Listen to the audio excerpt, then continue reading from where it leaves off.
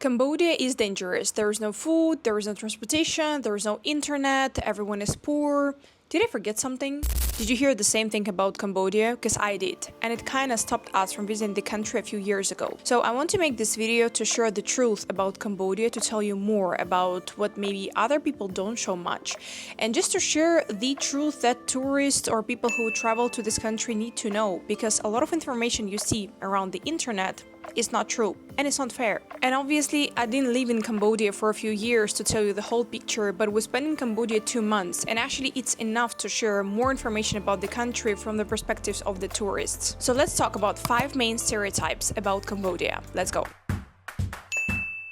Okay, the first stereotype is dangerous and it's not safe. That's the first thing you can find when you search information about Cambodia, and honestly, I'm not sure where this stereotype comes from. Well, maybe it's coming from the history of the country, because as you guys remember, just a few years ago, 46 years ago if I'm not mistaken, Khmer Rouge regime was in Cambodia. It's a horrible regime that killed almost 2 million of Cambodians in just 3 years and 8 months. I'm sure some of you have heard of this, and of course it's worth talking about this. Maybe because of that, a lot of people are still scared to go to Cambodia somehow, but that's the only thing that happened just a few years ago. And of course, through years, Cambodia have been to a lot of different wars, as so many countries around the world. But right now, it's one of the most peaceful and beautiful countries in the world that is very safe. When we're talking about country not being safe, what we mean by that usually? We mean maybe some people give you weird looking when you walk on the street and you don't feel comfortable.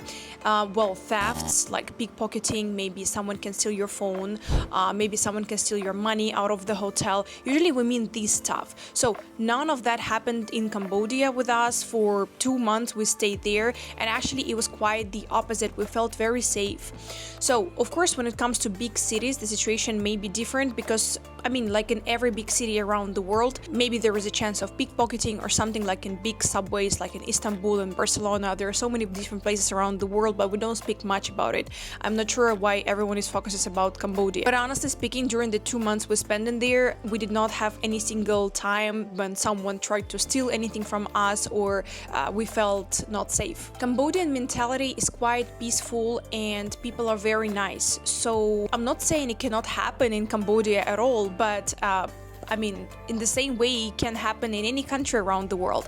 I'll tell you one case. Actually, we spoke with the owner of Joe's Burger.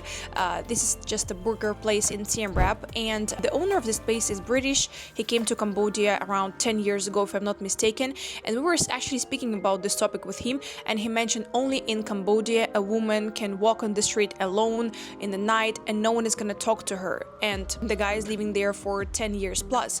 So actually it's exactly the same what we felt. We did not feel anyhow not safe in this place, and it was actually very quiet and good. And also I found the information that US Department of State ranks Cambodia as level 1 or 2, which is exercise normal precautions, which means it's a pretty safe place to go. Political situation in the country is also stable, because Cambodia is a constitutional monarchy with internal stability. And if we speak about facts, Global Peace Index ranks Cambodia 78 out of 163, which is safer than Brazil and so many different countries in Europe as well. So this stereotype is fake. Second thing that a lot of people like to bring up on the table is that Cambodia is undeveloped, poor, there is no infrastructure. I don't agree with this at all, and actually that was the fact that kind of stopped us from visiting Cambodia when we made a decision to come here for the first time. The first thing that people mention all around the internet is that there was no transportation in Cambodia and bad roads, and it's just impossible to move inside the country. So this is fake. Let me tell you more about this. Cambodia has been upgrading roads for a while, national roads that are very beautiful and fast. So there is a road from Phnom Penh to Sihanoukville, which is called National Road 4, and also there is an expressway in there. If you would like to move around the country, there are a bunch of bus companies. There are night buses where you can sleep, same like Vietnam, and also there are mini buses like Laretta and etc.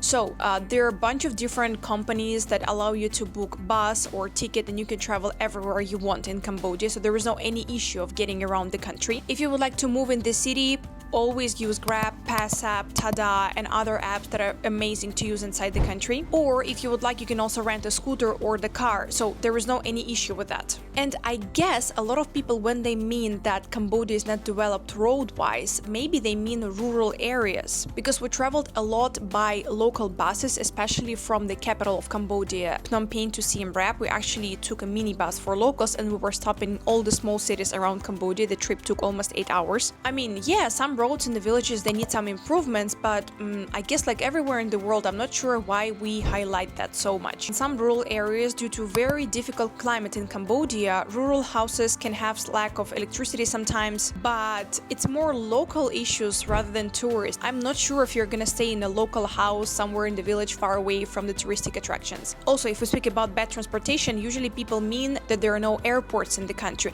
And again, it's fake, because Cambodia right now has 3 or actually even 4 airports. We do have Phnom Penh, the main airport, and there is a new Phnom Penh airport that has been built. It's Taco Airport. We have airport in Siem Reap, the main cultural city of Cambodia, and in Sihanoukville. So all the main cities in Cambodia have airports, and if you would like to travel in between, you have buses, you have cars, you have so many different things. Of course, it's fair to notice that Cambodia doesn't have railways. There are just a few function lines. At this point, we have Phnom Penh to Poi Phet and Phnom Penh to Sihanoukville, so still we have some chances to travel by train if you would like, but the railway system is not extremely developed. Some people tell that there is no internet in Cambodia. Actually, that was exactly the reason that kind of stopped us from visiting this country a few years ago, because since we work remotely, it is very important to have high internet connection, and Cambodia has good internet, so 4G is available everywhere in the country. Doesn't matter if you go to a small village or you're in the big city, it works everywhere perfectly. We did not see 5G though. Still, the speed of the internet was quite fast. But guys, don't forget that there are different phone operators in Cambodia. We have Smart, we have Medphone, and they have different coverage. So when you travel to certain parts of Cambodia and you think maybe internet is bad in there, check if your local operator covers this particular area, because Metaphone has wider coverage. I know Smart doesn't cover all Cambodia. And as a proof, I would like to mention that there was over 22 million mobile connections in a country of 17 million people, and it's statistics from 2024. That means the connection is quite good. Also, we don't have to forget that digital payments are the main form of payments in Cambodia. I'm speaking about QR codes and payment with e-wallets. So if the country has bad internet connection, you're not going to be able to pay with QR codes everywhere. And there are millions of mobile banks, and there are millions of e-wallets such as ABA Bank, Wink, True Money, and even market vendors accept QR payments. So everywhere you go, you can pay with QR code. So how the country with bad internet can afford this type of payments? There are no good hotels in Cambodia. Actually, it's the biggest fake I've ever heard, because I was extremely impressed by levels of hotel in Cambodia, and I was quite shocked because when we were checking online, I didn't see all this information. Especially all the hotels in Phnom Penh, in Siem Reap, they're quite affordable and they're so beautiful, and the service and hospitality, it's out of everything. We traveled all the time. Like I said, we spent in Cambodia around 2 months, and we were always staying in different places all the time to try to see, to understand how it feels. And we stayed in one place, like for example, I don't know, for 3 days, for 5 days, for 2 weeks. So we tried hundreds of different hotels and different homestays and places. And I was so impressed because there is crazy design in there, tasty food, and I'll be more than happy to share that Cambodia reminded me Bali around 7 years ago. It's actually quite similar. They're using a lot of plants in their architecture, in the architecture of hotels. Very interesting, unique design, Khmer design. They're using traditional ornaments and stuff like that. They're carving wood. So it's so beautiful, and I'm not sure why no one talks about it. Tourist infrastructure. So first of all, Cambodia has extremely convenient policy with visas, because you can get a visa on arrival, which is available to pay with debit card or credit card on the place. You don't even have to have cash in it to pay for it. Also, there is an option of e-visa for so many countries, so you can just go ahead and apply. And moreover, there is even Cambodia e-arrival app that allows you to avoid paperwork when you arrive to the airport. You just need to download the app, and the process of getting to the country will be very fast and easy. Also, there was a huge Siem Reap revamp in 2021-2023 when the city was 100% renovated. So we have new roads, lights, highways, new eco resort, new luxury hotels, and luxury buses. I'll tell you more. All the guides in Siem Reap, they speak English, and not only, they speak different languages. We've seen French, Italian, Chinese, Chinese, and etc. So how come the country with bad infrastructure and bad accommodation for tourists can present this type of amenities? Another point that a lot of people mention is that it's difficult to make payments in Cambodia, like it's not developed, it's hard to pay. I don't agree with this at all, because there are three main things how you can make your payments in Cambodia. Of course, you can pay with card, you can pay with e-wallets, and you can pay with cash. So when it comes to card payments, it's true that a lot of places don't have bank terminals, but as well as Vietnam, let's say. But still, you can find bank terminals and you can pay by card in many international hotels, in big restaurants, in restaurants that offer international food. So I wouldn't say it's really an issue. For example, in Siem Reap, we were paying by card almost every day, and we did not have any issue with that. Cash is taken everywhere, like everywhere in the world, but don't forget there is a $5 fee when you withdraw cash from Cambodian ATM. And another form of payment is QR code. So it's actually one of the easiest forms of payment, but the only thing, Cambodian e-wallets do not take international bank cards. That means if, let's say, you would like to create a Cambodian e-wallet and you want to refill it, you can put only cash in there. So you have to go to Wing, which is the special store in Cambodia where you can exchange money, buy SIM card, and top up your e-wallet with cash via Wing store with 1% commission. And like that, you can use international apps such as Bakong Tourist, P-Pay, and Wing, and you can pay with QR payments everywhere in the country. And now I'm gonna share just like a maybe loud statement, but this is what I see and this is my personal opinion. The impression of undeveloped and let's say maybe poor Cambodia that can't provide luxury services mostly consists of videos of backpackers or people who love to travel to Southeast Asia on a budget, and they share the videos online, such as staying in Cambodian hotel for $8 a night, or eating for $5 in Cambodia on a budget every day. And I understand it's a certain lifestyle and I respect that, but because no one shares luxurious Cambodia, you will have an impression that the Cambodia on a budget is the only thing Cambodia can propose. And I'll tell you more, this beautiful side of Cambodia is not extremely expensive as let's say in the neighboring countries, because if you pay around $50 to $60 a night, you will get crazy hotel with crazy service. You can go to extremely fancy restaurant and you can go to fancy hospital.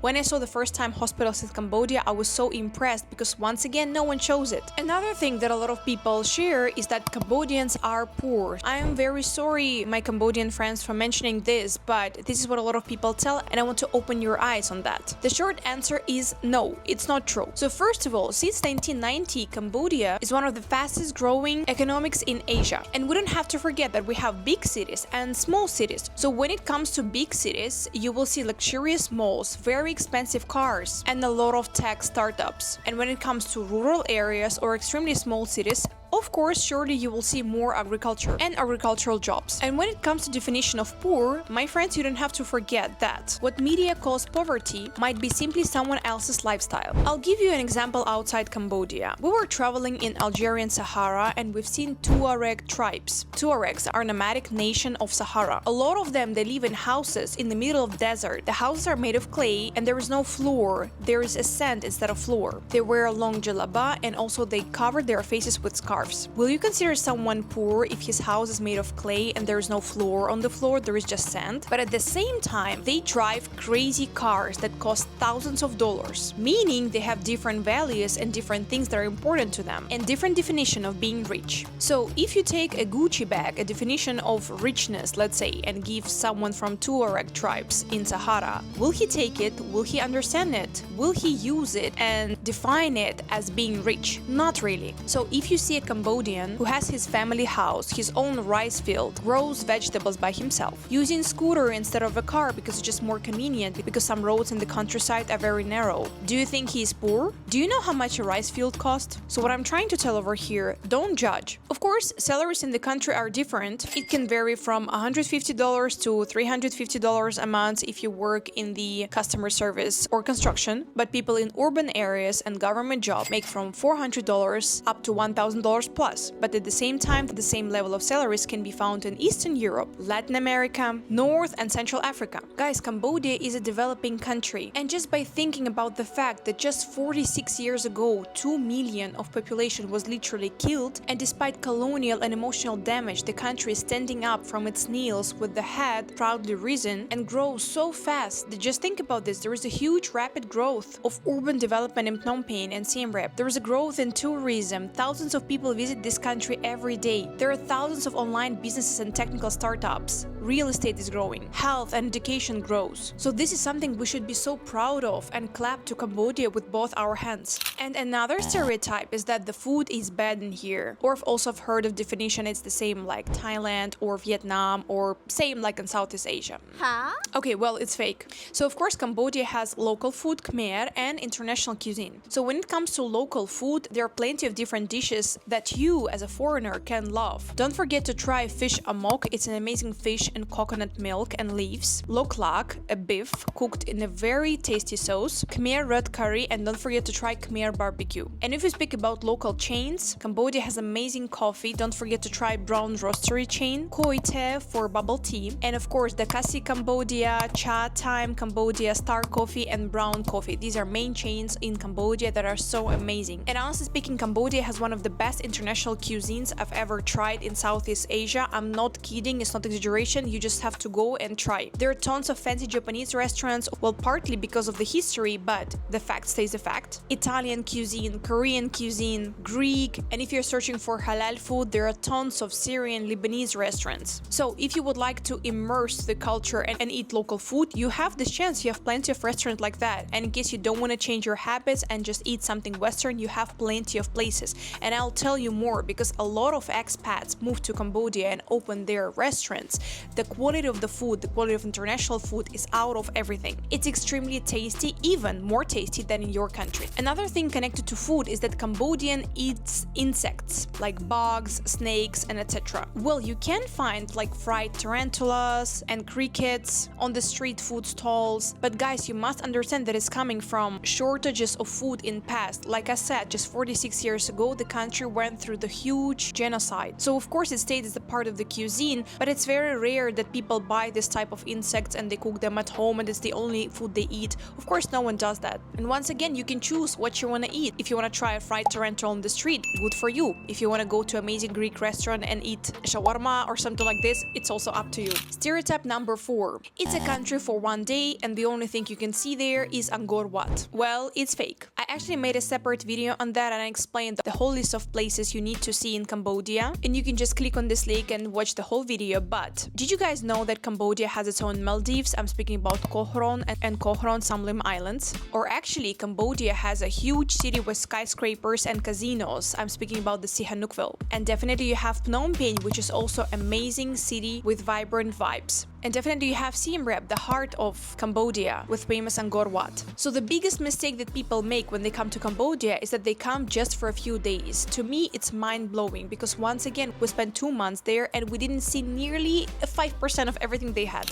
And the last stereotype, Cambodians are friendly and smiling all the time. Well, it's true. Surely hospitality, education of Cambodian people, culture, it's all about Cambodia. But I would say this smile that you see is a type of character of Cambodian people, and it's called non-confrontational. They see you, they hear you, they accept your energy, they smile back. But they're not naive or weak as a lot of people tell. It's a quiet strength and emotional depth behind this smile. First of all, Cambodia is Buddhist majority country. This religion emphasizes patience and calmness. So smile is a way to maintain harmony, avoid conflicts, and to show your respect. And definitely they just simply have culture of hospitality, welcome guests. It's Khmer values. So guys, when you visit Cambodia, respect locals and understand their values and their culture. I hope this video opened eyes for someone outside there. And that's all I actually wanted to share today, guys. What do you guys think? What's your impression about Cambodia? Have you heard of other stereotypes about Cambodia, and what do you think about them? Let's discuss. And I would really appreciate your subscription and like in case you enjoyed this video. See you.